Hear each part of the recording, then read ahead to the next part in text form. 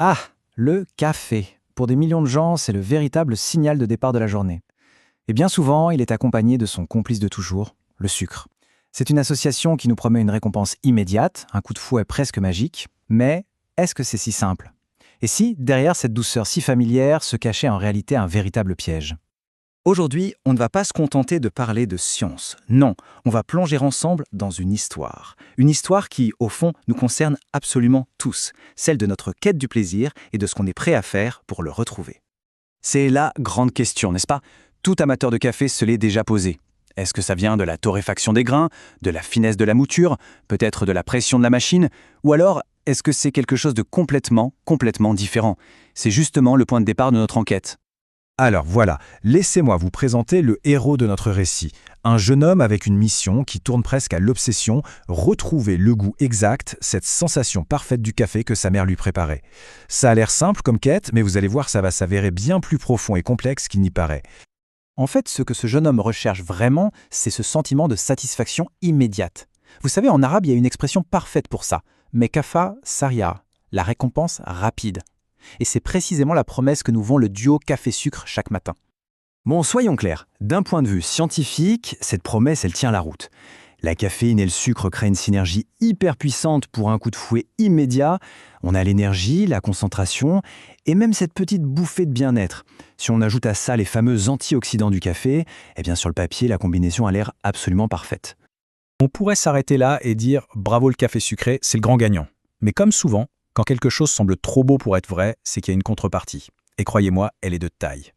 C'est là que notre histoire prend un tout autre tournant. La récompense, la fameuse Mekafa, peut très vite se transformer en farar, c'est-à-dire un piège. C'est la face cachée, beaucoup moins glamour, de notre petit rituel quotidien. Et notre héros, eh bien, il en fait l'amère expérience. Il essaie tous les cafés, tous les sucres, toutes les méthodes, mais le résultat est toujours le même, une déception. Ce qu'il poursuit lui échappe sans cesse, le laissant de plus en plus frustré. Le piège est en train de se refermer, doucement. Ce qui est fascinant ici, c'est de voir les deux faces d'une même pièce. Chaque récompense a son revers, son coût caché. Regardez bien. D'un côté, l'énergie instantanée, mais de l'autre, le risque de prise de poids. L'amélioration de l'humeur, qu'on adore tous, peut mener à long terme à une résistance à l'insuline, ce qui est la porte d'entrée du diabète. C'est un jeu d'équilibre incroyablement délicat. Et là, on voit très bien ce qui se passe quand on perd cet équilibre. Une consommation excessive transforme un simple plaisir en un véritable cocktail de risques pour la santé. Le pire, c'est que les bienfaits naturels du café, comme les antioxydants, sont tout simplement balayés, annulés par les effets dévastateurs du sucre en trop.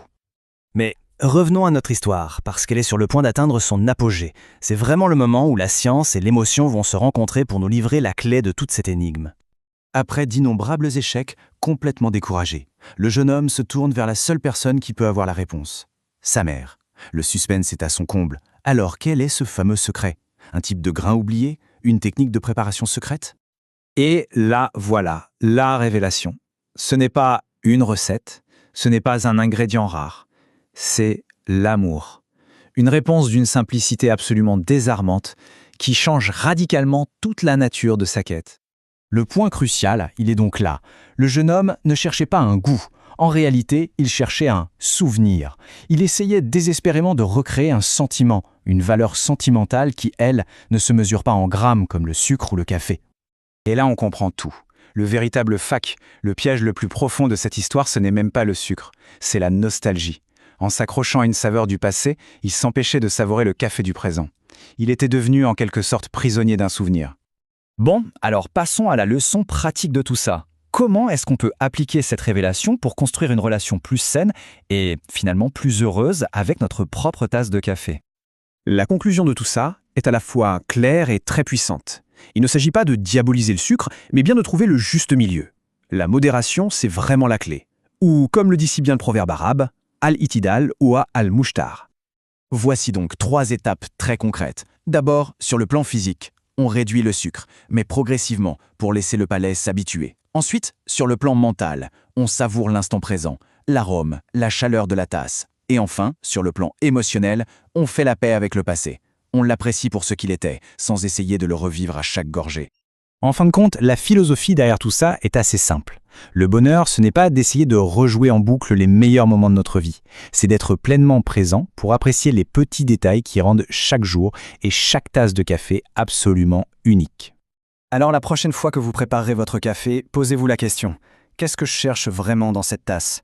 Une simple récompense express ou bien quelque chose de plus profond? Le secret de votre café parfait, finalement, ne se trouve peut-être pas dans la cuisine. Il se trouve peut-être en vous.